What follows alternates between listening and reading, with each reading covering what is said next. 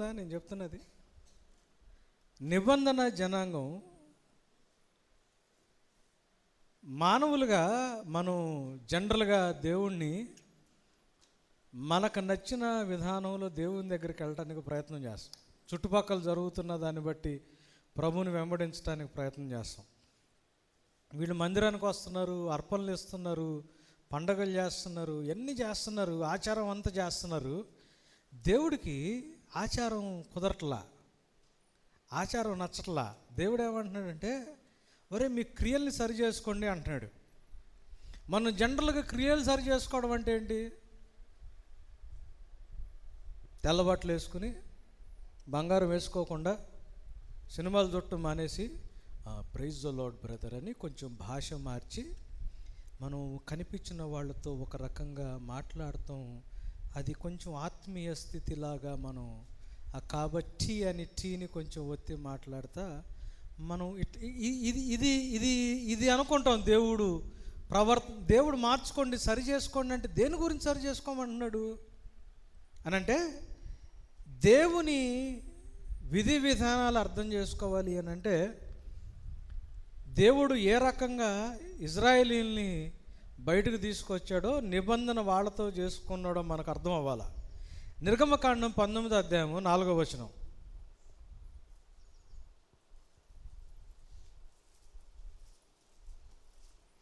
నిర్గమకాండం 19వ అధ్యాయం 4వ వచనం. ఎందుకు నేను ఇజ్రాయేలీల దగ్గరికి వెళ్తున్నానంటే, వాళ్ళు నిబంధన జనాంగమే, మనం కూడా నిబంధన జనాంగమే కాబట్టి మాట్లాడుతాను. నేను ఐగుప్తీయులకు ఏమి చేసితనో మిమ్మును గద్దరెక్కల మీద మోసి నా యొద్దకు మిమ్మును చేర్చుకొంటినో మీరు చూచితిరి. ఇది ఎప్పుడు చేశాడు దేవుడు? వాళ్ళ చేతికి ధర్మశాస్త్రాన్ని ఇవ్వకముందా, ఇచ్చిన తర్వాత? ఇవ్వకముందు, అంతే కదా. ఏమి ఇవ్వలా. వాళ్ళని గద్ద రెక్కల మీద మోసుకొచ్చినట్టు వాళ్ళు ఏమి చేయకుండానే దేవుడు ఐగుప్తు దేశంలోంచి వాళ్ళని యువతలకి మోసుకొచ్చాడు. మోసుకొచ్చిన తర్వాత ద్వితీయోపదేశకాండం 7వ అధ్యాయము 6 నుంచి 8 వచనాలు చూడండి. ద్వితీయోపదేశకాండం 7వ అధ్యాయము 6, 7, 8. దేవుడైన యెహోవాకు ప్రతిష్ఠిత జనము. ఏమన్నాడు ఇశ్రాయేలుని?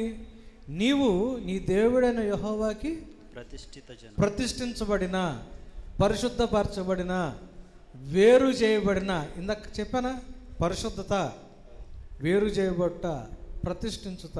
సో దేవుని కొరకు ప్రతిష్ఠిత జనం అంటే పరిశుద్ధమైన జనము అని. నీ దేవుడైన యెహోవా భూమి మీదనున్న సమస్త జనముల కంటే నిన్ను ఎక్కువగా ఎంచి నిన్ను తనకు స్వకీయ జనముగా ఏర్పరచు. ఏమన్నాడు ఇశ్రాయేలీయులతో మోషే?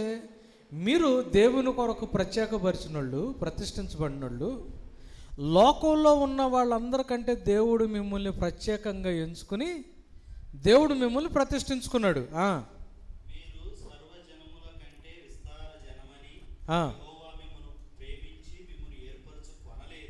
ఎందుకు దేవుడు మనల్ని, ఇప్పుడు మనం క్రైస్తవులుగా మన పరిస్థితి కూడా అంతేగా. మనం దేవునికి ప్రత్యేకించబడిన వాళ్ళం కదా. ఎందుకు?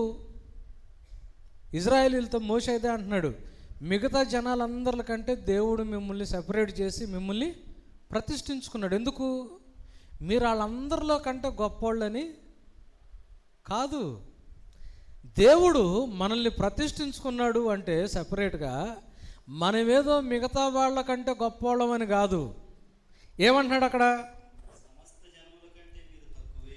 లెక్క ప్రకారం అయితే మిగతా జనాల కంటే మీరు తక్కువైన వాళ్ళు.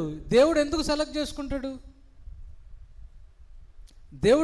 దేవుని సెలక్షన్ ఎలా వచ్చింది? ఇప్పుడు జనరల్గా మన కాన్సెప్ట్ ఏంటంటే, ఇప్పుడు అంటే మనం అట్లా చూస్తాం, మాలాంటి సేవకులు, పాస్టర్లు కూడా విశ్వాసుల్ని ఏరియాలో మభ్య పెడుతున్నారు. అంటే బలమైన పరిశుద్ధాత్మ అభిషేకం కలిగిన దైవజనుడు ఎంతో ప్రార్థన చేసి ఎంతో అంటే ఏదో చేస్తే కానీ దేవుడు ఎవరిని సెలెక్ట్ చేసుకుంటాడు? ఎలా సెలెక్ట్ చేసుకుంటాడు? పాత నిబంధనలైనా క్రొత్త నిబంధనలైనా దేవుళ్ళలో మార్పు ఉంటుందా? మారని దేవుడు కదా. అక్కడే ఉంచుదాం, చెయ్యి మార్చొద్దు. కొరింథీయులకు రాసిన మొదటి పత్రిక మొదటి అధ్యాయం, కొరింథీయులకు రాసిన మొదటి పత్రిక మొదటి అధ్యాయం 26వ వచనం దగ్గరికి వెళ్దాం.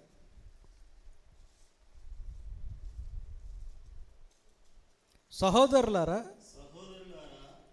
పిలిచిన పిలుపును చూడుడి. మీలో లోకరీతిని జ్ఞానులైన గనులైనను గొప్ప వంశము వారైనను అనేకులు పిలువబడలేదు. దేవుడు ఎవరెవరిని పిలుచుకోలేదంట?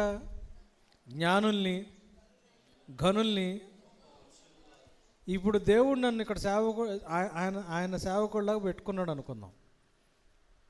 జ్ఞాని, ఘనుడు, గొప్ప వంశవాడు అయితే దేవుడు మనల్ని, మనమందరూ నిబంధన ప్రజలమేగా. మనలో జ్ఞానులు ఒకవేళ ఉంటే, గనులు ఉంటే, గొప్ప వంశవాళ్ళు ఉంటే దేవుడు ఎవరిని పిలుచుకుంటాడు? దేవుడు లోకములో జ్ఞానుల్ని సిగ్గుపరచడానికి వెర్రివారిని. దేవుని ప్రజలు అవ్వాలంటే, దేవుని చేత ప్రతిష్ఠించబడిన వారిగా ఉండాలనంటే మనకుండే లక్షణాలు ఏంటో తెలుసా? మొట్టమొదటిది, లోకంలో జ్ఞానవంతుల్ని సిగ్గుపరచడానికి. సో ఫస్ట్ క్వాలిటీ ఏంది? క్వాలిఫికేషను వెర్రోళ్ళు. బలవంతుల్ని సిగ్గుపరచడానికి రెండో క్వాలిఫికేషన్ ఏంటి? బలహీనులు. మూడోది, ఎన్నిక ఉన్నవారిని సిగ్గుపరచడానికి ఎన్నిక లేని వాళ్ళని, నీచుల్ని, తృణీకరించబడిన వాళ్ళు దేవుడు ఏర్పాటు చేసుకుంటాడు. ఎవరిని? వెర్రోడు. ఇప్పుడు నేను ఇక్కడ నిలబడి మీకు వాక్యం చెబుతున్నాను అనుకోండి, నాకేంటి క్వాలిఫికేషను? ఎన్ని గంటలు మోకాళ్ళ ప్రార్థన, ఎంత గొప్ప అభిషేకం, మా తాత మా నాన్న ఎంత పెద్ద సేవకులు, గొప్ప వంశం వాళ్ళు, జ్ఞానుల్ని, ఘనుల్ని దేవుడు ఎర్రోళ్ళని, బలహీనుల్ని, నీచుల్ని, తృణీకరించబడినోళ్ళని, ఎన్నిక లేనోళ్ళని దేవుడు. మీ దృష్టికి నేను ఏదో అంటే అయ్యగారు చెప్పిన దాన్ని బట్టి ఎక్కువ చూస్తారేమో, కానీ వాస్తవానికి 5 ఉన్నాయి నా దగ్గర. ఏ 5? గొప్ప అభిషేకం కాదు. ఎర్రోడు, బలహీనుడు, నీచుడు, తృణీకరించబడినోడు, ఎన్నిక లేనాడు. దేవుడికి మనం ఏదో చేస్తే దేవుడు మనల్ని ఏర్పరచుకుంటాడు. మనం ఏదో చేస్తే దేవుని యొక్క ప్రత్యేకమైన కృప మన మీదకు వచ్చుద్ది అని మనం అనుకుంటే మనకి బైబిల్లో ఉన్న దేవుడు గురించి ఏమీ అర్థం కావట్లేదని. ఒక పాస్టర్స్ కాన్ఫరెన్స్లో చర్చ్ అంటే డస్ట్బిన్, చెత్తకుండి అని చెప్పా. పాస్టర్ గారు కోపం వచ్చింది. ఒక ఆయనకి వచ్చి అడిగారు, అదేందయ్య గారు అట్ట అంటున్నారు మీరు, చర్చి డస్ట్బిన్ అట్టయిద్ది అన్నాడు. ఇదే తీసి ఇప్పుడు కాగితాలు ఏరుకునేవాడు ఏం చేస్తాడు? తిరుగుతా పనికిరాని అన్నీ ఏరుకుంటూ వెళ్తాడుగా. అంటే మనం కనీసం వాడిని ఎందుకు వచ్చేవారు అని కూడా అనం. ఆడు ఏరుకున్నాయన్నీ పనికిరాని, మనకు పనికిరాని ఆడు ఏరుకుంటాడు. దేవుడు లోకరీత్యా వెర్రివారిని, బలహీనుల్ని, నీచుల్ని, తృణీకరించబడిన వాళ్ళని, ఎన్నిక లేని వాళ్ళని చెత్తంతా ఏరుకొని తీసుకొచ్చి ఒక చోట వేసాడు. ఎవరాళ్ళు? సంఘం. ఎవరు మనం? వేస్ట్ గాడి వాళ్ళందరిని తీసుకొచ్చి అక్కడ పెట్టి దీంట్లో అందరికంటే వేస్ట్ గాడితో దేవుడు వాక్యం చెప్పిస్తున్నాడు. చెత్త కుండీలో నుంచి సువాసన తీసుకురాగలిగే ఘనుడు దేవుడే, కానీ మనం చెత్త కంటే వ్యక్తిగతంగా నా దగ్గర మీ దగ్గర ఏమీ లేదు. మనం ఏమీ చేయలేం, మనకేమీ చేత కాదు. సో మనం ఏదో చేసి, ఆచారం చేసి, అయి చేసి, ఈ చేసి, పండగలు చేసి, స్టార్లు పెట్టి, హంగామా చేసి, దేవునికి కానుకలు ఇచ్చి ఏం చేస్తే అసలు మనల్ని సెలెక్ట్ చేసుకుందే మనం దేనికి పనికిరానో చేతగానో అని తెలిసే. సో ఇజ్రాయేలీలతో కూడా ఇదే మాట్లాడుతున్నాడు. మీరు మిగతా వాళ్ళందరికంటే దేవుడు మిమ్మల్ని ప్రత్యేకపరుచుకున్నాడు. గద్ద రెక్కల మీద పిల్లల్ని తీసుకొచ్చినట్టు మిమ్మల్ని ఐగుప్తులోంచి తీసుకొచ్చాడు. కానీ ఇజ్రాయేల్ గుర్తుపెట్టుకో, మీరేదో గొప్పోళ్ళని కాదు దేవుడు మిమ్మల్ని అలా సెలెక్ట్ చేసుకుంది. వాస్తవానికి మీరు అందరికంటే చాలా చిన్నోళ్ళు, మీరందరికంటే చాలా తక్కువ వాళ్ళు. ఆ మాటలు చెప్తున్నాడు. ఏమన్నాడు? మీరు సర్వజనముల కంటే విస్తార జనమని యెహోవా మిమ్మల్ని ప్రేమించి మిమ్మల్ని ఏర్పరచుకోలేదు, సమస్త జనుల కంటే మీరు లెక్కకు. అయితే యెహోవా మిమ్మల్ని ప్రేమించువాడు కనుక తాను మీ తండ్రులకు చేసిన ప్రమాణమును నెరవేర్చువాడు గనుక యెహోవా బాహుబలము చేత మిమ్మును రప్పించి దాసుల గృహములో నుండి ఐగుప్తు రాజైన ఫరో చేతిలో నుండి మిమ్మును విడిపించాడు. ఆయన మీ పితరులకి ఇచ్చిన మాటకి నమ్మకంగా ఉండేవాడు కాబట్టి, ఆయన నమ్మదగిన వాడు కాబట్టి, ఆయన ఘనుడు కాబట్టి, ఆయన గొప్పోడు కాబట్టి, ఆయన మంచివాడు కాబట్టి, సో ఆయన యొక్క గుణగణాల్ని బట్టి, ఆయన యొక్క నమ్మకత్వాన్ని బట్టి మనం ఏర్పరచబడ్డమే కానీ మన వైపు నుంచి ఏమీ లేదు. ఒకవేళ నాదేమన్నా ఉందని ఎవరన్నా సేవకుడు చెప్పుకుంటాడు అనుకోండి, చెవులు మూసుకొని వినబాకండి. ఎందుకనంటే దేవుని కృప తప్పితే మనుషులుగా మనం చేయగలిగింది ఏమీ లేదు. సెపరేట్ చేసుకున్నాడు దేవుడు మనల్ని. మోషే అదే మాట్లాడుతున్నాడు ఐగుప్తీయులతో. దేవుడు మిమ్మల్ని ప్రత్యేకపరుచుకున్నాడు. సో మీరు ఏమి చేయాలి దేవుడికని ఆలోచించొద్దు. మీ ఆచారం ప్రకారం, మీ ఆలోచన ప్రకారం ఏమి చేసి దేవుని యొక్క కనికరాన్ని సంపాదించుకోవాలని ఆలోచించొద్దు. అట్లా ఆలోచించొద్దు. దేవుడు మనతో ఏదో మాట్లాడటానికి ఇష్టపడ్డాడు. ఆయన చెప్పిన దానికి స్పందిస్తున్నావా లేదా, ఇది మనం గమనించుకోవాలి. ఆయన దగ్గర నుంచి కనికరం, కృప, వాళ్ళకి ధర్మశాస్త్రం ఎప్పుడు ఇచ్చాడు దేవుడు? విడుదల ఇచ్చిన తర్వాత. అంతేనా? బానిసత్వం నుంచి బయటకు తీసుకొచ్చిన తర్వాత, వాళ్ళతో ఒక నిబంధనలోకి వచ్చిన తర్వాత అప్పుడు ధర్మశాస్త్రాన్ని ఇచ్చి దీని ప్రకారం జీవించండి అన్నాడు. అంతేగాని మీరు దీని ప్రకారం జీవిస్తేనే దీవిస్తానని అన్నాడా? దీని ప్రకారం జీవిస్తేనే దీవిస్తాను కాదు, దీని ప్రకారం జీవిస్తేనే నేను ఐగుప్తులోంచి బయటకు తీసుకొస్తానని అన్నాడా? అనల్లా. ఐగుప్తులోంచి బయటకు తీసుకొచ్చిన తర్వాత మీరు పెద్ద జనాంగం కాకపోయినా నేను మిమ్మల్ని పరిశుద్ధపరుచుకున్నాను కాబట్టి, నేను మిమ్మల్ని ప్రేమించాను కాబట్టి మీరు దీని ప్రకారం జీవించండి అని బోధ చేశాడు. సో క్రైస్తవులుగా మనం గమనించాల్సింది ఏంటంటే, మనం ఏమి చేస్తే దేవుడు మనకిస్తాడు అన్నది కాదు, మనం ఏమీ చేయకపోయినా దేవుడు మనల్ని ఏర్పాటు చేసుకున్నాడు. ఎందుకు ఏర్పాటు చేసుకున్నాడో ఆ పని చేయడానికి, ఎందుకు మనల్ని ఏర్పాటు చేసుకున్నాడో ఆ పని చేయడానికి మనం బ్రతకాల్సిన అవసరం ఉంది.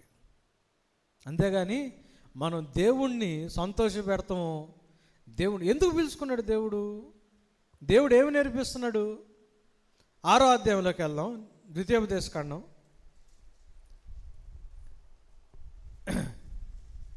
6వ అధ్యాయము 4వ వచనం చూడండి.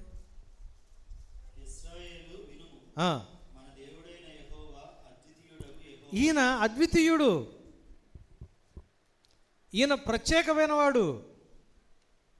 బైబిల్లో ఉన్న దేవుణ్ణి, యెహోవా దేవుణ్ణి మిగతా మతాలతో, మిగతా దైవత్వంతో మీరు కంపేర్ చేయొద్దు. వాళ్ళకు ఒక భయం ఉండేది. వాళ్ళ దేవీ దేవతలకు కావాల్సిన ఇవ్వకపోతే వాళ్ళకు వరాలు రావు, వాళ్ళకు ఆ పని చేయకపోతే వాళ్ళ మీదకి శాపం వచ్చుద్ది, వాళ్ళు అనుకున్న మొక్కుబడి తీర్చుకోకపోతే వాళ్ళకేదో నష్టం వచ్చుద్ది, కష్టం వచ్చుద్ది అని దేవుళ్ళని, దైవత్వాన్ని మొత్తాన్ని ఐగుప్తు దేశంలో ఉన్నవాళ్ళు ఒక ఆలోచనతో చూసేవాళ్ళు. మోషే ఏమంటున్నాడు తెలుసా? ఇజ్రాయేలు విను, నీ దేవుడైన యెహోవా ఈయన అద్వితీయుడు. అంటే ఈయన ప్రత్యేకం, అంటే ఆయన ఒక్కడే అట్లాంటి వాడు, ఇంకెవ్వరు లేరు.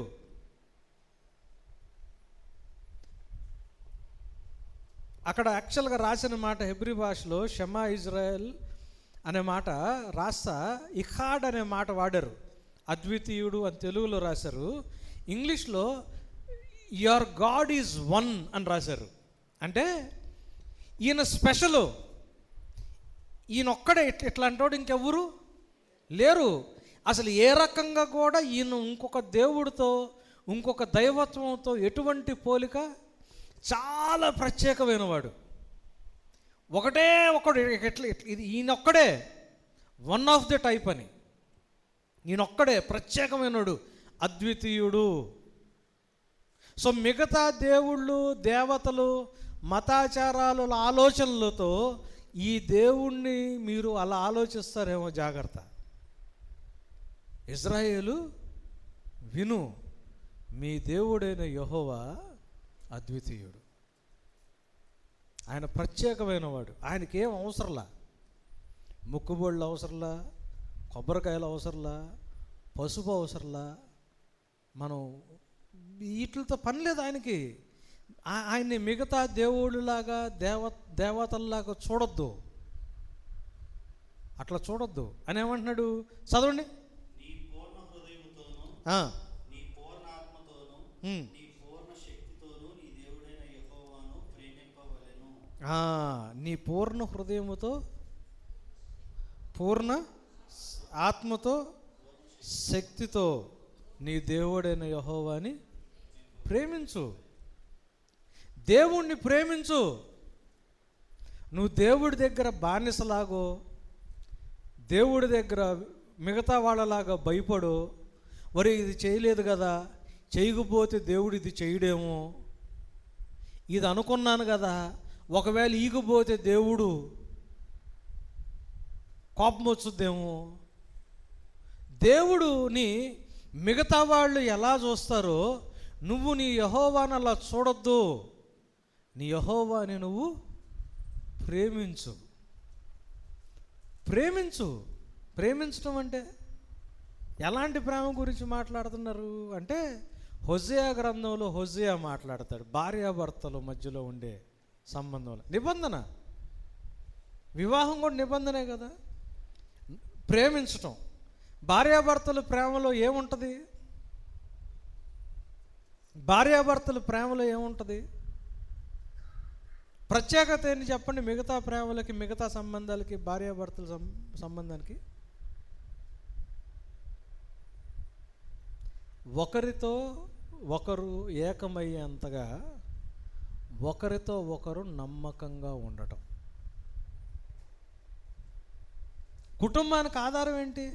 వైవాహిక కుటుంబానికి ఆధారం ఏంటి? విశ్వాస్యత, నమ్మకత్వం. భర్త భార్యకి నమ్మకంగా, భార్య భర్తకి నమ్మకంగా, ఎటువంటి ఎడబాటు లేకుండా, ఎటువంటి బేషిజాలు, తేడాలు లేకుండా ఒకే శరీరంగా హత్తుకుపోయే అంతగా నమ్మకంగా ఉండటం. తల్లిదండ్రులు, ఇప్పుడు తల్లి ప్రేమకి, తల్లి కొడుకు, తల్లి కూతురు ప్రేమకి, తల్లి కొడుకు, తల్లి కూతురు ప్రేమకి ఆధారం ఏంటి? ఆధారం ఏంటి? రక్త సంబంధం. అంతేనా? అన్నదమ్ముల మధ్యలో ఆధారం ఏంటి? రక్త సంబంధం. స్నేహితుల మధ్యలో సంబంధానికి, ప్రేమకు ఆధారం ఏంటి? ఆలోచన. అంతేనా? అంతేనా?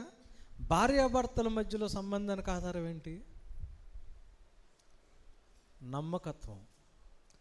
ఒకరి కొరకు ఒకరు నమ్మకంగా ఉండటం, ఒకరి కొరకు ఒకరు నమ్మకంగా పెనవేసుకోగలిగే నమ్మకత్వం, విశ్వాస్యత, ఫెయిత్ఫుల్నెస్ అంటారు ఇంగ్లీష్లో.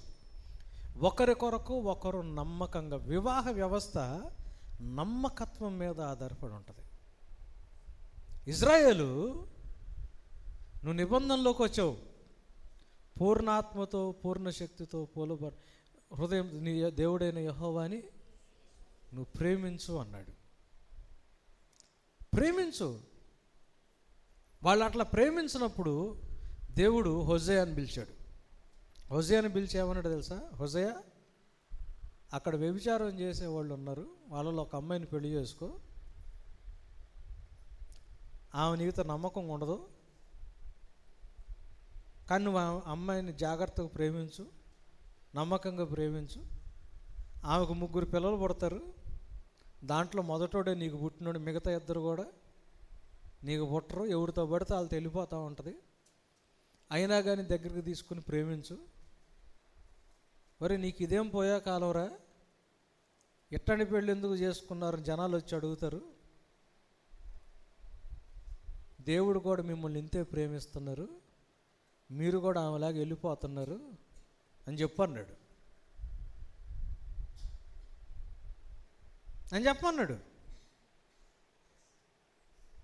నమ్మకంగా అంటుకొని ఉండటం. భార్య ఏం చేస్తే భర్త ఆమెతో కాపురం చేస్తే ఏం చేయాలా? కట్టడలు ఏమైనా ఉంటాయా కంపల్సరీగా? ఇది చేయకపోతే అట్లా కాదు కదా. భర్త ఏం చేస్తే భార్య, ఒకళ్ళ కోసం ఒకళ్ళు బ్రతికేది కదా వైవాహిక జీవితం. అంతేగాని ఇది చేస్తేనే సంబంధం, అది వివాహం ఎందుకు అవుద్ది? ఇప్పుడు అట్ట అవుతుంది. ఇప్పుడు పెళ్ళిళ్ళు అట్ట తయారైనాయి. ఈడు అనుకున్నట్టు అమ్మాయి ఉండకపోతే, అమ్మాయి అనుకున్నట్టు ఈడు ఉండకపోతే ఏం చేస్తున్నారు? విడిపోతున్నారు. ఇప్పుడున్న జనాంగం, మీరు పెద్దోళ్ళు ఉన్నారు, మీకు తెలుసు. మనకేమని నేర్పించేవాళ్ళు పెద్దోళ్ళకి? అరే అమ్మా, నువ్వు ఇంటికి రావద్దు, ఆయనతో నీ జీవితం ఉండు.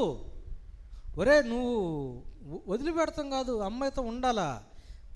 కష్టమైన నష్టమైన, ఆరోగ్యమైన వ్యాధైన, లాభమైన నష్టమైన, మంచిగా ఉన్న ఏవైనా మరణం విడదీసేంత వరకు ఒకరి కొరకు ఒకరు ప్రతి పరిస్థితుల్లో ఒకరి కోసం ఒకళ్ళు బ్రతకటం కదా.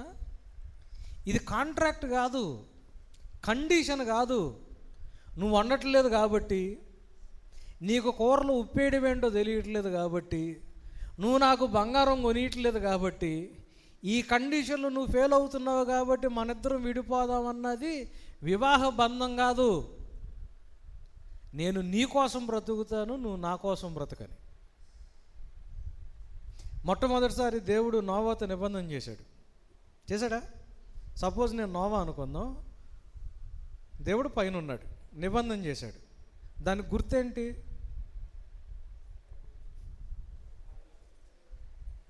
ధనుస్సు, బాణం అనుకుందాం, ధనుస్సు. ఇంకొకసారి నేను ఇటు చంపను, జలప్రలయం తీసుకొచ్చి అన్నాడు. తర్వాత మానవుడు పాపం చేశాడా? ఇప్పుడు ఇట్లుంది ధనుస్సు, దీని మీద బాణం పెడితే వదిలితే ఎటెళ్ళుద్ది?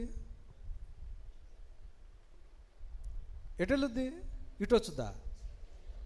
ఎవరు గుచ్చుకుంటుంది?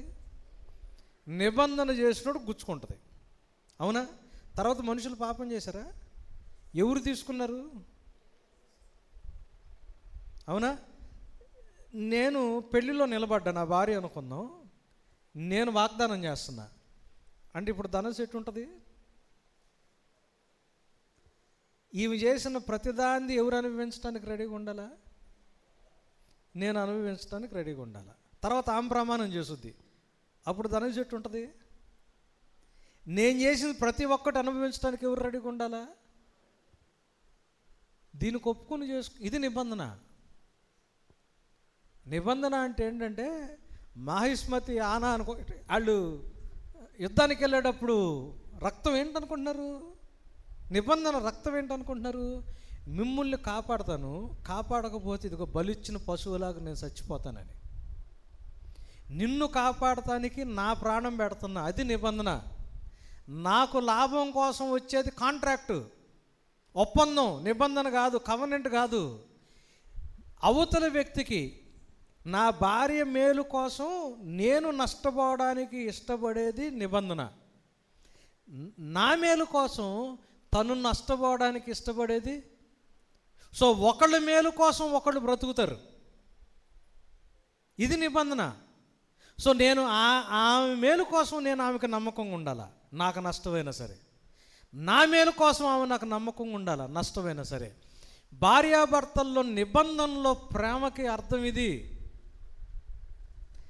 ఇజ్రాయేలు విను, నీ దేవుడైన యెహోవా అద్వితీయుడు, మిగతా దేవుళ్ళలాగా కాదు. క్రైస్తవత్వం మిగతా మతాల లాంటిది కాదు. నువ్వేదో ఆయన కోరికలు తీర్చడానికి నువ్వు తీసుకొచ్చి కానుకలు ఇస్తే అప్పుడు నీకు కావాల్సినవి ఇవ్వడం, ఇది కాదు మీ మధ్యలో రిలేషన్షిప్.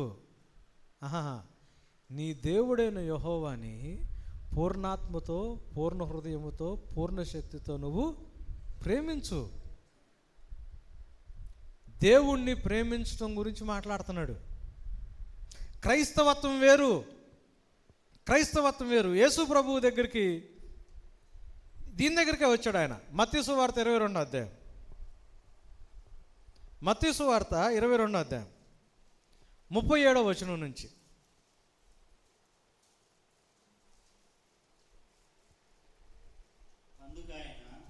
నీ పూర్ణ హృదయముతోను, నీ పూర్ణ ఆత్మతోను, నీ పూర్ణ మనసుతోను నీ దేవుడైన ప్రభువును ప్రేమింపవలెననిదియే ఇది ముఖ్యమైనదియు మొదటిది అయి ఉన్న ఆజ్ఞ. నిన్ను వలె నీ పొరుగు వారిని ప్రేమింపవలెనను రెండో ఆజ్ఞ దాని వంటిదే. ఈ రెండు ఆజ్ఞలు ధర్మశాస్త్రముకంతటికి ప్రవక్తలకు ఆధారమై ఉన్నవని అతనితో. యేసు ప్రభు దీన్ని చెప్తున్నాడు. లేవి కాండంలో ఉంటుంది నీ పొరుగు వాడిని ప్రేమించమని. సో రెండు, ధర్మశాస్త్రము, ప్రవక్తలు, పాత నిబంధన అంతా దేని గురించి మాట్లాడిందంటే, నైవేద్యాలు ఎందుకురా నాకు, బలర్పణలు ఎందుకు నాకు, ఎవడు తొక్కమన్నాడు నా మందిరాన్ని, మీరు ఎవరు పండగలు చేయమంటున్నారు, నాకు ఇదొద్దు. మీరు ఎలా బ్రతుకుతున్నారు, మీ సత్క్రియలు, మీరు ఒకరితో ఒకరు ఎలా జీవిస్తున్నారు, నాకు ఇది ఇంపార్టెంట్. దేవుణ్ణి ప్రేమించటం, పొరుగువాడిని ప్రేమించటం, ఇది చాలా ఇంపార్టెంట్. యోహాను భక్తుడు ఒక మాట రాస్తాడు. మొదటి యోహాను పత్రిక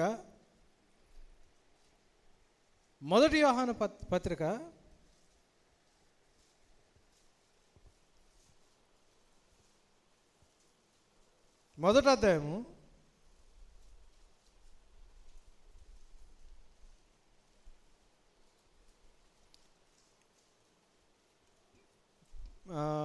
17వ వచనం చదవండి.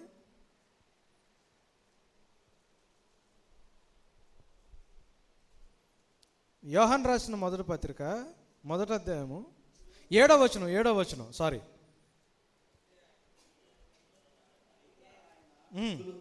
అయితే ఆయన వెలుగులో ఉన్న ప్రకారము మనము వెలుగులో నడిచిన యెడల మనము అన్యోన్య సహవాసము గలవారమై ఉందుము. ఇప్పుడు ఆయన కుమారుడైన యేసుక్రీస్తు. అయితే దీనికంటే ముందు 5వ వచనం దగ్గరికి వెళ్ళండి. మేము ఆయన వలన విని మీకు ప్రకటించు వర్తమానమేమనగా. యోహాను భక్తుడు దేవుడి దగ్గర నుంచి విని, యేసయ్య దగ్గర నుంచి మీకు చెప్పేది ఏంటంటే, దేవుడు వెలుగై ఉన్నాడు, ఆయన యందు చీకటి ఏమాత్రమునూ లేదు, ఆయనతో కూడా సహవాసము గలవారమని చెప్పుకొని చీకటిలో నడిచిన యెడల మనం అబద్ధమాడుచు సత్యమును జరిగింపకుందు. 2 మాటలు చెప్తున్నాడు. దేవుడు వెలుగు, ఆయనలో ఏమి లేదు, చీకటి లేదు. ఆయన, మనం వెలుగులో ఉన్నామని చెప్పి మనం చీకటిలో నడిస్తే మనం ఏం చెప్తున్నట్టు? ఈ మాటలు రాస్తున్నాడు. అని రాస్తే 7వ వచనం, ఆయన వెలుగులో ఉన్న ప్రకారం మనం కూడా వెలుగులో నడిస్తే దానికి గుర్తే ఉంటుంది. ఆయన వెలుగులో ఉన్న ప్రకారం మనం కూడా వెలుగులో నడిచామనుకోండి, దానికి రుజువేంటి? మనలో అన్యోన్య ఉంది అక్కడ. 7, ఆయన వెలుగులో ఉన్న ప్రకారం మనము కూడా వెలుగులో నడిచిన ఎడల మనము అన్యోన్య సో వెలుగులో నడుస్తున్నాము అంటానికి రుజువు ఎక్కడ ఉంటుంది? ప్రభువుని వెంబడిస్తున్నామని. మనం ఇచ్చే అర్పణలు కాదు, మనం చేసే ఆచారం కాదు, మనం చేసే పండగ కాదు, మనలో ఏముంటుంది? అన్యోన్యత, అన్యోన్య సహవాసం. దాని తర్వాత ఒక మాట ఉంది, ఒకటే పదం ఏముంది అక్కడ? అప్పుడు.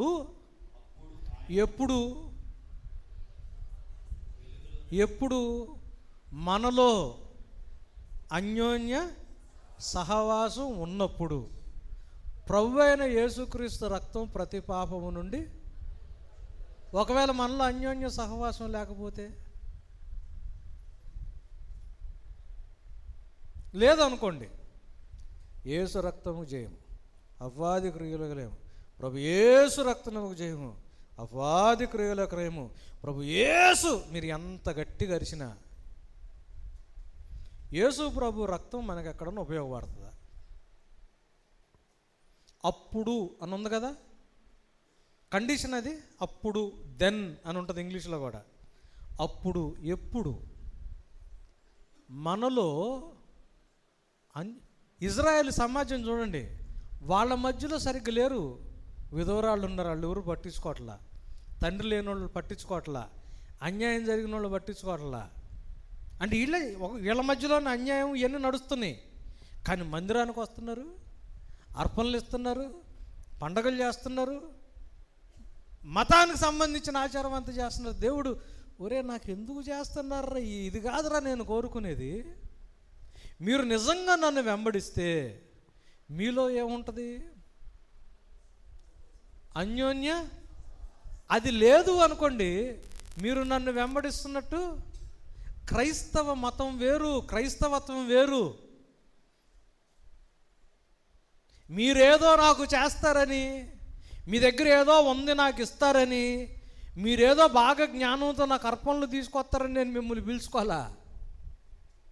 ఇజ్రాయేల్ నేను అందుకు పిలుచుకోవాలా? నాకు తెలుసు మీ దగ్గర మీరు అసలు బానిసత్వంలో ఉన్నారు, బానిసత్వంలో ఉన్నారు. ఒకప్పుడు పల్లెల్లో అంటరానోళ్ళగా ముంతలు కట్టుకుని, తేడాకులు కట్టుకుని, ఎల్లయ్య, పుల్లయ్య, పెంటయ్య అనే పేర్లతో ఎక్కడో ఊర్లోకి కూడా రానియకుండా బయట ఉన్నాళ్ళు. మనం ఏమిస్తామని దేవుడు మనల్ని పిలుచుకున్నాడు? ఏమి చేయగలమని దేవుడు, ఏమి లేదు మన దగ్గర. దేవుడికి తెలుసు మన దగ్గర ఏమి లేదని. లేదు కాబట్టే పిలుచుకున్నాడు. లేదు కాబట్టి పిలుచుకునేవాడు ఏమి ఇవ్వాలని దేవుడు మీ దగ్గర నుంచి, నా దగ్గర నుంచి ఎక్స్పెక్ట్ చేస్తాడు?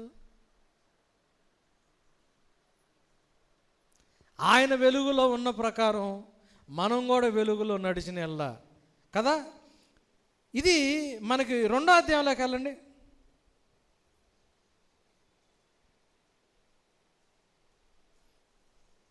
7వ వచనం నుంచి చదవండి.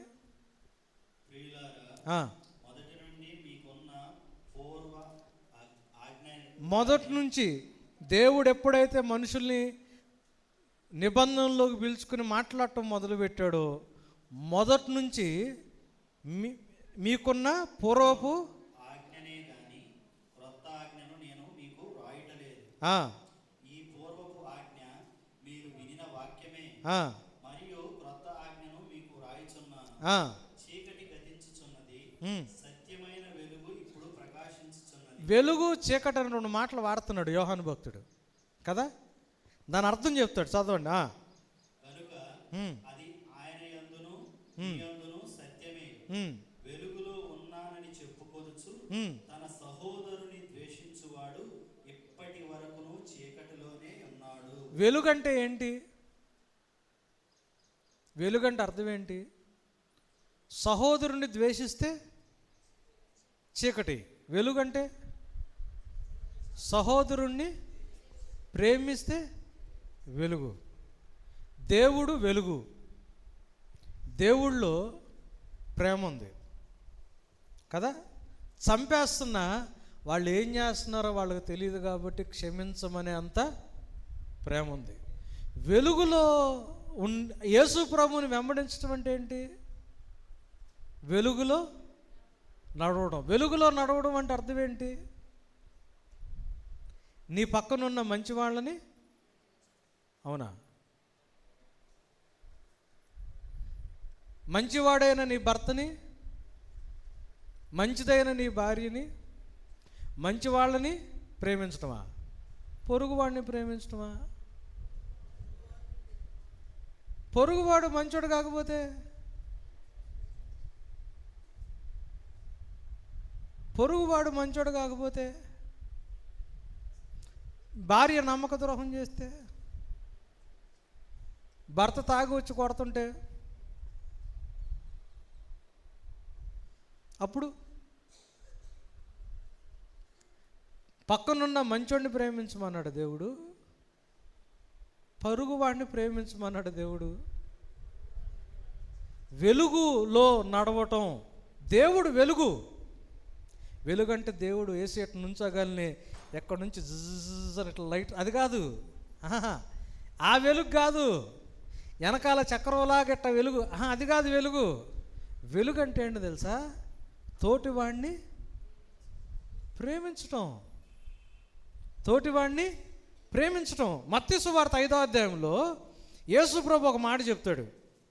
మత్తయి సువార్త 5వ అధ్యాయం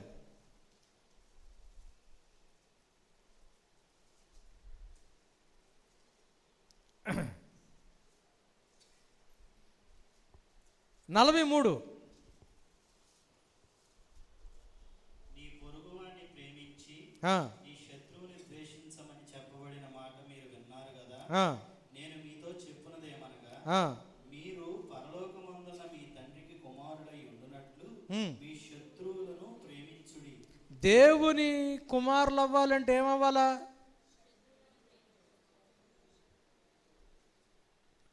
ఏమవ్వాలా? ఎవరిని ప్రేమించాలా? వెలుగులో ఉండటం అంటే ఏంటి? క్రైస్తవ మతంలో లేకపోతే క్రైస్తవత్వంలో దేవుడు మన దగ్గర నుంచి కోరుకునేది ఏంటి?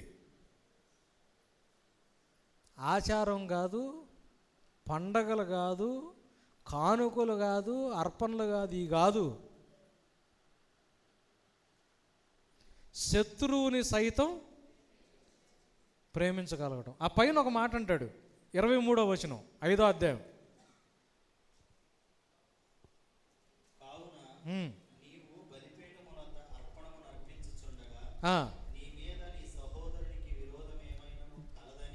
జాగ్రత్తగా వినండి. నేను బలి అర్పణ ఇవ్వడానికి వస్తున్నా, దేవునికి అర్పణ ఇవ్వడానికి.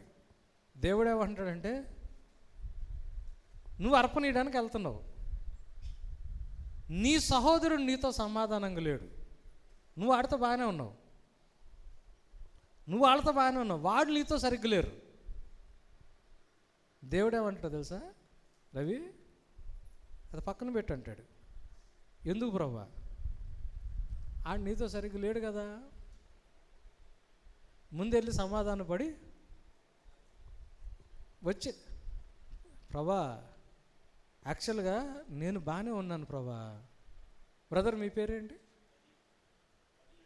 కదీర్. కదీరే నాతో సరిగ్గా లేడు ప్రభా. దేవుడేమంటా తెలుసా? తెలుసురా, అర్పణ పక్కన పెట్టు, వెళ్ళి కదీర్తో, ప్రభా నీకు అర్థం కావట్లా, నేను ఆయన పలకరిస్తున్నా, ఆయన మొహం తిప్పుకుని వెళ్ళిపోతున్నాడు. నేను 2-3 సార్లు సారీ చెప్పా ఆయనకి, ఆయన వెళ్ళి బయట నా గురించి ఏదో చెబుతున్నాడు. ప్రభా నీకు తెలియదు ప్రభా కదీర్ సంగతి, నాకు తెలుసురా. అర్పణ పక్కన పెట్టు, వెళ్ళి ప్రభా ఇన్నిసార్లు వెళ్తే నన్ను ఎటు చూస్తారు, వాళ్ళు చీప్ అయిపోతాను ప్రభా, నీకోసం నేను అవ్వలా సిలువ మీద, అయ్యాగా పక్కన పెట్టు. దేవుడి లెక్కలో మీరు మందిరానికి వచ్చే అర్పణ ఇంపార్టెంటా, తోటివానితో సమాధానంగా బ్రతకటం ఇంపార్టెంటా? ఇది స్వయాన యేసు ప్రభు చెప్పిన మాట. ఎందుకు తీసుకొస్తున్నారా బాబు ఈ అర్పణలు? నేను ఎద్దును పెంచుకున్న బాగుండేది, గాడిదని నేను అసలు ఏం చెప్పడానికి ప్రయత్నం చేస్తున్నాను మీరు ఆలోచించరే? ఇది కదా యెషయా భక్తుడి దగ్గర దేవుడు మాట్లాడుతుంది. నేను ఎవరికి చెప్పాలా? ఆకాశం విను, భూమి చెవి, ఇదిగో వీళ్ళని తీసుకొచ్చి పెంచుకున్నా, వీళ్ళకి ఇది నేర్పించడానికి ప్రయత్నం చేస్తున్నా, వీళ్ళు దీన్ని వదిలేశారు. నేను ఎందుకు వీళ్ళని, నాకు తెలీదా వీళ్ళు ఏమి ఇవ్వలేరని? నాకు వీళ్ళ దగ్గర నుంచి ఏం అవసరంలా. నేను అందుకు కాదు వీళ్ళని పిలుచుకుంది. నేను ఇంకోటి నేర్పించడానికి ప్రయత్నం చేస్తున్నా. వీళ్ళేమో మిగతా దేవుళ్ళు దేవతలు నీ ఎలా ఆరాధన చేస్తున్నారో నన్ను కూడా అంతే ట్రీట్ చేస్తున్నారు. మోషే ఆల్రెడీ చెప్పాడు, ఇజ్రాయేలు ఇను, నీ దేవుడు అద్వితీయుడు, మిగతా వాళ్ళు లాంటోడు కాదు. ఆయన మీ దగ్గర నుంచి కోరుకునేది ఇది కాదు. అమ్మా ఏమన్నా అర్థమవుతుందా? ఆయన దేవుడు వెలుగై ఉన్నాడు. వెలుగులో ఉన్నానని మనం చెప్పుకుంటా మన సహోదరుని మనం ద్వేషిస్తే మనం వెలుగులో ఉండక ఇంకా దేంట్లోనే ఉన్నామని, ఇంకా ఎన్ని అంటే ఈ క్రిస్టియన్ పేర్లు పెట్టుకుని తెల్ల ప్యాంటు తెల్ల చొక్కా వేసుకుని ఒక సంచి వేసుకుని అందరికీ praise the Lord brother, shalom brother అని భాష మార్చి ఎన్ని మాట్లాడినా సరే, నాలాగా హైదరాబాద్ నుంచి ఎన్ని ప్రసంగాలు చేసినా సరే, యేసు ప్రభే చెప్పాడు. ఆ దాన్నేమో అనేకులు వచ్చి, ప్రభా నేను ప్రవచించాను, హైదరాబాద్ నుంచి నందిగాం వెళ్ళి వాళ్ళకి వాక్యం చెప్పాను ప్రభా, దయ్యాలు నెలగొట్టాను ప్రభా, జనాలందరూ నేను చెప్పిన వాక్యానికి అందరూ మెచ్చుకున్నారు ప్రభా అంటే, ఎవడురా నువ్వు అంటాడు దేవుడు. నువ్వెవరో నాకు అక్రమము చేయవారులారా, అద్భుతాలు చేశాను, సూచక్రియలు చేశాను, ప్రవచనాలు చెప్పాను, దయ్యాల్ని తెరవగొట్టండి, నువ్వెన్నైనా చేయండి. ఇవన్నీ పరిశుద్ధాత్మని సహాయం లేకుండా చేయలేంగా, చేస్తాం. చేసినా కానీ దేవుడేమంటాడు తెలుసా? గుర్తుపట్టడు మనల్ని. గుర్తుపట్టడు. ఎవడురా నువ్వు అంటాడు దేవుడు నన్ను. ప్రభా నేను ప్రభా నందిగామా, కింద పోస్టర్ పెట్టారు నాది ఫోటో, నేను ప్రభా సేవ చేస్తున్నాను ప్రభా అంటే, అక్రమం చేయవాడా వెళ్ళిపో అంటాడు. ప్రవ్వా అని పిలిచిన ప్రతి ఒక్కడు దేవుని రాజ్యంలోకి వెళ్ళడం. పరలోకంలో ఉన్న తండ్రి చిత్తాన్ని ఎందరైతే ఆత్మను పొందుకుంటారో వాళ్ళు దేవుడు కుమారనల్లా, ఎందరైతే ఆత్మచేత నడిపించబడతారో, రోమాపత్రిక 8:12, ఎందరైతే ఆత్మచేత నడిపించబడతారో, పరిశుద్ధాత్ముడు నడిపించినట్లు ఎంతమంది అయితే నడుస్తారో, పరిశుద్ధాత్మను పొందుకుని చప్పట్లు కొట్టేసి ఊగిపోయిన పరిశుద్ధాత్ముడు ఉంటే, పరిశుద్ధాత్ముడు నాలో ఉంటే ఉపయోగం ఏంటి? పరిశుద్ధాత్ముడు నడిపించినట్టు నేను నడుస్తున్నానా? పరిశుద్ధాత్ముడు సర్వసత్యంలోకి నన్ను నడిపిస్తున్నప్పుడు బైబిల్లో ఉన్న సత్యం ఇది కదా, నేను ఇది విడిచిపెట్టాలి కదా, నేను ఇలా బ్రతకాలి కదా అని నేను నేర్చుకుని బ్రతకడానికి నేను ప్రయత్నం చేస్తున్నానా? ఎందరైతే ఆత్మచేత నడిపించబడతారో, పరిశుద్ధాత్మ దేవుడు నడిపిస్తుంటే చెయ్యి పట్టుకుని దేవుని చిత్తానుసారంగా అడుగులేయడం నేర్చుకుంటారో వాళ్ళు దేవుని కుమారులు అవుతారు. అంతేగాని చర్చికి వచ్చి కానుకలు ఇచ్చి బైబిల్లో పేర్లు పెట్టుకుని మనం ఇది కాదు దేవుడు కోరుకునేది, ఇది కాదు విశ్వాసం. 1 యోహాను పత్రిక 4వ అధ్యాయంలో 1 యోహాను పత్రిక 4వ అధ్యాయము 20-21 వచనాలు చూడండి. నేను దేవుని ప్రేమించుచున్నానని చెప్పి తన సహోదరుని ద్వేషించిన యెడల అతడు అబద్ధికుడగును. దేవుణ్ణి ప్రేమిస్తున్నానని చెప్పి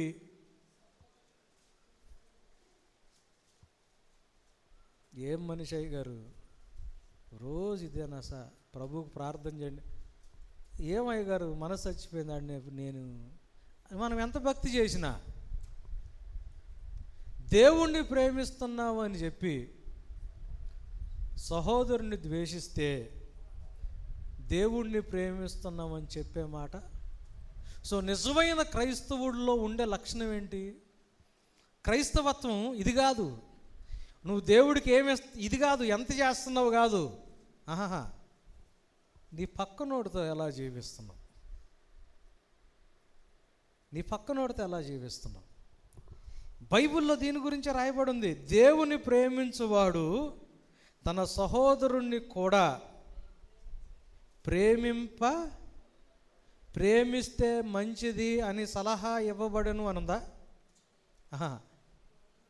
ప్రేమింపవలనను ఆజ్ఞ. మనం ఆయన వలన ఆజ్ఞాతిక్రమం. ఏంటి క్రైస్తవత్వం? ఏంటి క్రైస్తవత్వం? మనందరికీ యోహాను 3:16 కొంచెం అటు ఇటుగా తెలుసు. ఖచ్చితంగా తెలియకపోయినా దేవుడు లోకాన్ని ఎంతో ప్రేమించాడు కాబట్టి తన అద్వితీయ కుమారుని యందు విశ్వాసం ఉంచినవాడు. ఆయన కుమారుని ఇచ్చాడు. ఇది తెలుసు అందరికీ. ఆయన ఇచ్చాడు కదా మనం తీసుకోవడం. మొదటి యోహాను 3:16 ఎంతమందికి తెలుసు? మొదటి యోహాను 3:16 ఎంతమందికి తెలుసు? మనం ఇవ్వాల్సి వస్తుంది కాబట్టి తెలియదు. చదవండి ఏముందో. మన ఎడల దేవునికున్న ప్రేమను మనం ఎరిగిన వారమై దాన్ని నమ్ముకొని ఉన్నాము. కాదు ఆయన మన నిమిత్తము తన ప్రాణము పెట్టెను కనుక. ప్రేమ అంటే ఏంటి? ఎట్లా తెలుసుద్ది? ప్రేమ ఎలా తెలిసింది? దేవుడు మన కోసం ప్రాణం పెట్టాడు కాబట్టి మనకు ప్రేమ అర్థమైంది. యోహాను 3:16 అర్థమైంది. కాబట్టి మనం ఏం చేయాలా? మనము కూడా అంటే ఆయన నీ కోసం చచ్చిపోయాడు కాబట్టి మీరు 4 కిలోల బంగారం, ప్రమోషను, ఏసీ కారు బతికేసి ఇదా? ఆయన మన కోసం ప్రాణం పెట్టాడు కాబట్టి మనం కూడా సహోదరుల కొరకు ప్రాణము పెట్ట బద్దులు అంటే అర్థం ఏంటి? Compulsory. You ought to lay down your lives. You must lay down your lives. కంపల్సరీగా నీ సహోదరు కొరకు నువ్వు ప్రాణము పెట్టాలి. ప్రాణము పెట్ట బద్ధుడవు అంటే నిబంధన జీవితంలో అది లా, అది కట్టడ. నీ పక్కనోడు కోసం నువ్వు ప్రాణం పెట్టాలనేది. ఎందుకు ఎద్దు గాడిదని పెంచుకున్న బాగుండేది అనుకుంటున్నాడు దేవుడు ఇజ్రాయేలీల గురించి? వాళ్ళు దేవుడికి ఏం తీసుకొస్తున్నారు, దేవుడి దగ్గర ఎలాంటి చేస్తున్నారు దాని విషయంలో కాదు. అవి అవసరమైన దానికంటే ఎక్కువే చేస్తున్నారు వాళ్ళు. మందిరంలోకి అర్పణలు దేవుడికి అది కాదు. వాళ్ళు ఎలా బ్రతుకుతున్నారు లెక్క. మనకేమన్నాడు తెలుసా? పరిశుద్ధాత్మను మీ మీదకి వచ్చినప్పుడు అపోస్తల కార్యాలు 1:8 మీరు శక్తిని పొందుకుంటారు. అప్పుడు యెరూషలేము, యోదయ, సమరయ, బోధిగంతల వారికి వెళ్ళి మైకుల్లో సాక్ష్యాలు చెప్తారని ఉందా? సాక్షులు అయ్యి ఉంటారన్నాడా? సాక్ష్యం చెప్తారన్నారా? రెండింటికి డిఫరెన్స్ ఉందా? అమ్మా ఏమైందమ్మా? అయ్యా కడుపు నొప్పి తగ్గిందయ్యా. ఎలా తగ్గిందమ్మా? అయ్యగారు ప్రార్థన చేశారయ్యా, దేవుడు స్వస్థపరిచాడు. హల్లెలూయా అంటారు. అని యేసుప్రభు ఎవరమ్మా? దేవుడయ్యా. రేపొద్దు నుంచి పూజలు గీజలు చేస్తావా? చేయనయ్యా. మందిరానికి వస్తావా? వస్తాను. హల్లెలూయా. ఇది సాక్ష్యం చెవటం నోడుతో. సాక్ష్యం చెబుతారన్నారు, సాక్షులుగా ఉంటారన్నాడు. మేము ఇంతకుముందు ఒక అపార్ట్మెంట్లో ఉండేవాళ్ళం. అపార్ట్మెంట్లో ఏదో ప్రాబ్లం అయింది. సెక్రటరీ అందరి దగ్గర మనీ తీసుకుని చేస్తారు కదా. మేము రెంట్ కొంటున్నాం. మా ఓనర్ బాంబేలో ఉండేవాడు. సో ఆయనతో మాట్లాడాలని చెప్పి వచ్చి కూర్చున్నాడు. నేను పొద్దున్నే అక్కడికి వెళ్తా. ఈ ఆరాధన టీవీలోనూ దేంట్లోనూ పాత కీర్తన పుస్తకాలు పాటలు వస్తాయి. పాటలు పెట్టుకుని ఉన్నా.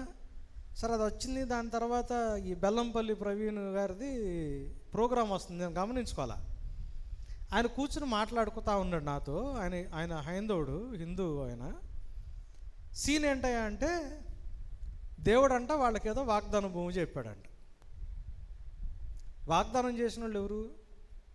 దేవుడు. ఎవరు ఇవ్వాలా? దేవుడు వాగ్దానం చేస్తే మీరు అందరూ డబ్బులు ఇవ్వండి అని అడుగుతున్నారు. First thing. దానికి ఒక ఆమె వచ్చి సాక్ష్యం చెబుతుంది. నా దగ్గర ఏమీ లేదు, 500 అప్పు చేశాను, వాగ్దాన భూమికి ఇచ్చాను, నా తర్వాత బ్యాంక్ అకౌంట్లో 10,000 రూపాయలు వచ్చినాయి అని చెప్పింది. ఈమె హల్లెలూయా అని చప్పట్లు కొట్టారు. వెళ్ళిపోతున్నామని మళ్ళీ పిలిచి దేవుడు ఆయన మందిరం కోసం ఇచ్చిన వాళ్ళకి ఎంత అద్భుతం చేశాడో మళ్ళీ వినండి అని చెప్పారు. మళ్ళీ చెప్పింది. ఈయన కూర్చున్నాడు. ఆయన పేరు నరహరి పేరు, హైందవుడు. రవి గారు, నేను మిమ్మల్ని ఒక మాట అడుగుతాను, ఏమనుకోరు కదా అన్నాడు. అడగండి సార్ అన్న. మీ కష్టార్జితం కాకుండా, మీరు సంపాదించింది కాకుండా మీ అకౌంట్లో 10,000 రూపాయలు వస్తే మీరు కరెక్ట్ మనిషి అయితే ఏం చేస్తారు అన్నాడు. బ్యాంకుకి వెళ్ళి, ఇది నా డబ్బు కాదు, ఎందుకు వచ్చిందో తెలియదు అని చెబితే, బ్యాంక్ ఆయన కూడా మొత్తం చూసుకుని పుట్టుకొచ్చింది డబ్బులు, ఎవరి దాంట్లో నుంచి నీ దాంట్లోకి రాలేదని చెప్తే అప్పుడు కదండి దేవుడు చేసేది. ఎవడో అకౌంట్ అంటే ఎవరో కష్టపడింది తీసుకొచ్చి మీ అకౌంట్లో దేవుడు డబ్బులు వేస్తాడా వాళ్ళయ్యి? అప్పుడు మీ దేవుడు నీతిమంతుడు ఎట్ట అవుతాడండి అని అడిగాడు. రిమోట్ తీసి టక్కని టీవీ ఆపేశా. ఏంటి సాక్ష్యాలు మనం ఇచ్చే సాక్ష్యాలు? ఏంటి సాక్ష్యాలు? తెలుసును డాడీ, తెలుసును పప్పా, నేనేమో ప్రియురాలిని. కింద ఒక కామెంట్ పెడతాడు, ఇంతకు తండ్రా ప్రియుడా డిసైడ్ చేసుకొని. ఎంత మన కాన్సెప్ట్ సింహం అండి, గుడ్డు కావాలంటే గుడ్డు. దేవుడు అండి ఏవైనా కథ మొత్తం అవునా అటు చేస్తాడు దేవుడు. అట్లా అవుద్దా? ఆయన మనకు పని చేసి పెట్టేవాడా? మనం ఆయన చిత్తానుసారంగా బ్రతకాల్సిన వాళ్ళమా? మనం ఇచ్చేవి తీసుకుని దేవుడు మనకు పని చేసి పెట్టేవాడా? దేవుని కృపలో ఆయన కింద బ్రతుకుతా ఆయన కోసం బ్రతకాల్సిన వాళ్ళమా? ఏంటి క్రైస్తవత్వం? ఏంటి విశ్వాస జీవితం?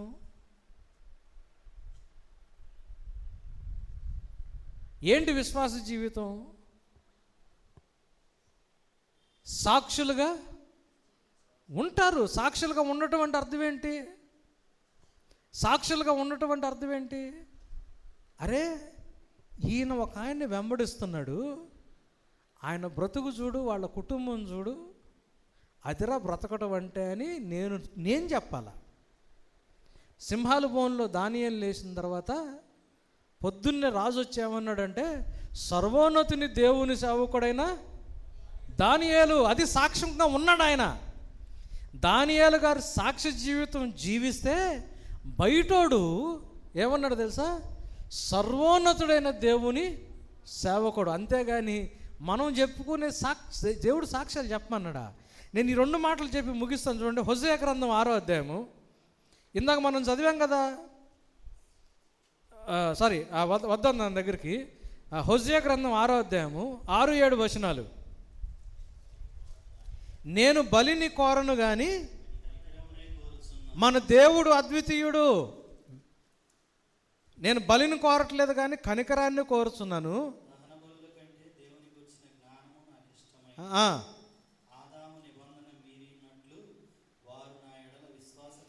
విశ్వాసఘాతకులు. ఇందాక నేను చెప్పిన సంబంధంలో ఏంటి?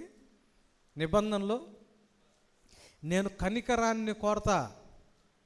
కనికరముతో ఒకరిని ఒకరు ప్రేమించుకోవడం, కనికరముతో ఒకరిని ఒకళ్ళు ఆదరించుకోవడం. దేవుడికి ఇది కావాలా? తోటివారి పట్ల కనికరాన్ని చూపించకపోతే నిబంధనలో దేవుని పట్ల విశ్వాసఘాతకం చేసిన వాళ్ళం అవుతాం. ఆజ్ఞ పాపుల గుంపు అన్నాడు, ఏది వర్షిప్ చేయడానికి వచ్చిన వాళ్ళు చూసి. ఎందుకన్నాడు? సహోదరుడిని ప్రేమించకపోతే వాడు పాపి అయిపోయాడు. అంతేనా? చూడండి, మీకా గ్రంథం ఇందాక చదివాం కదా, 6వ అధ్యాయం 6వ వచనంలో ఏమి తీసుకుని రావాలి దేవుని సన్నిధికి?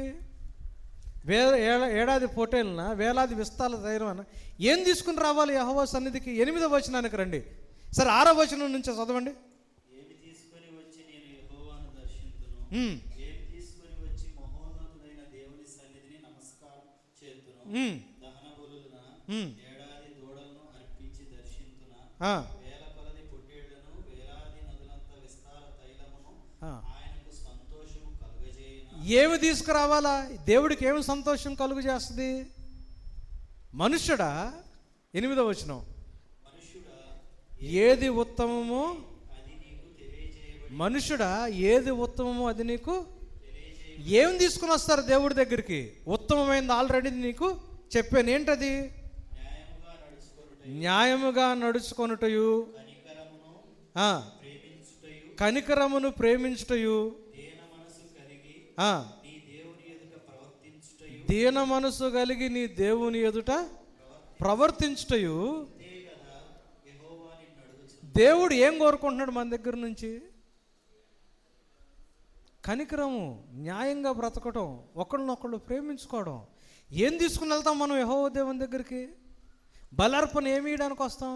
అవసరంలా. మనం ఒకరితో ఒకళ్ళు అన్యోన్యంగా ఉండటం, అంతే కదా దేవుడు కోరుకునేది. ఈ దేవుణ్ణి, బైబిల్లో ఉన్న దేవుణ్ణి మతాచారంగా ఆచరించడానికి ప్రయత్నం చేయొద్దు. మత్తయి సువార్త 9:13.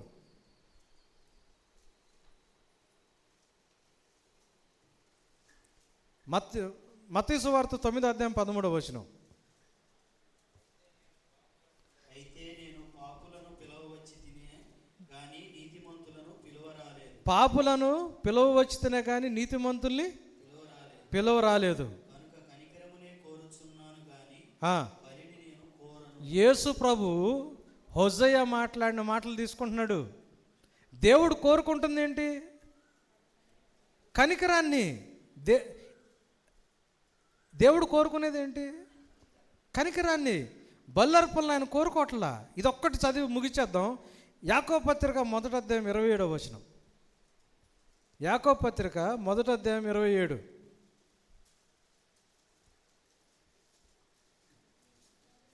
తండ్రి అయిన దేవుని ఎదుట పవిత్రమును ఆ, నిష్కళంకమునైన భక్తి ఏదనగా జాగ్రత్తగా వినండి.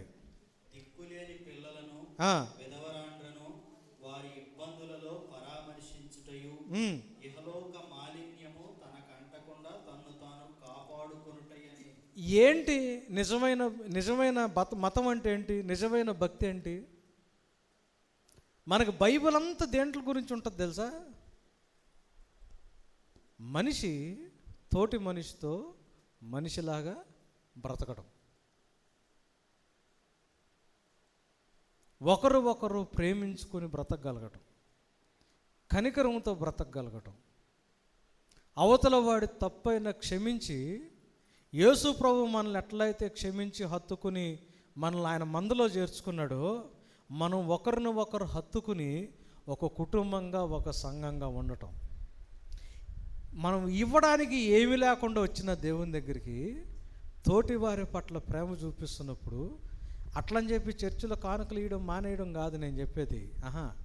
సంఘం నడిచేటప్పుడు కుటుంబ సభ్యుల్లాగా మన కుటుంబంలో ఎట్లా బాధ్యత ఉంటుందో, సంఘ కార్యక్రమాల్లో, సంఘ అవసరాల్లో మన బాధ్యత అట్లా ఉంటుంది. కానీ దేవుడికి ఇస్తే ఏదో అవుద్ది, దేవుడి కోసం ఏదో చేస్తే దేవుడు మన కోసం చేస్తాడు. మతం, భక్తి జీవితం ఏంటి తెలుసా? కనికరం, ప్రేమ, సహాయం లేనోడికి సహాయం చేయడం, ఒకరిని ఒకరు ఆదరించుకోవడం, అన్యోన్యత. ఆయన వెలుగులో నడిచిన ప్రకారం మనం కూడా వెలుగులో నడిస్తే మనలో అన్యోన్య సహవాసం ఉంటుంది.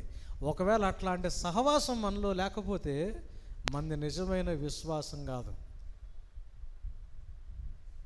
క్రైస్తవత్వం వేరు, మిగతా మత భక్తి వేరు. ఆయన హస్తకృతమైన ఆలయాల్లో నివసించడు. ఆయనకేదో తక్కువైందని మనం ఆయనకేదో సేవ చేయాలన్నది కాదు.